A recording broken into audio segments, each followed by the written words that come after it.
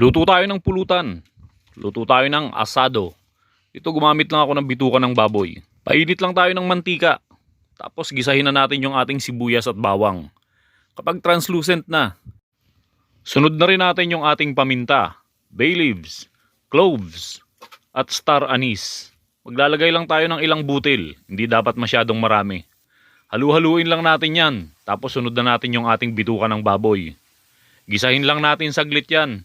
Tapos maglalagay na tayo ng 2 cup na tubig, 3 kutsarang asukal na pula, 4 na kutsarang toyo.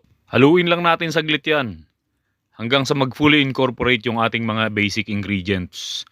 Tapos pakukuluan natin yan hanggang sa lumambot. Kapag mababa na yung sabaw, maglalagay tayo ng chili powder. Haluin ulit natin hanggang sa humalo yung anghang. Tapos susunod na natin yung ating seasoning. Maglalagay na rin tayo ng sili. Kapag medyo nagmamantika na siya at mababa na yung sabaw, ready na yan. Ganyan lang kasimple. Halika, shot tayo.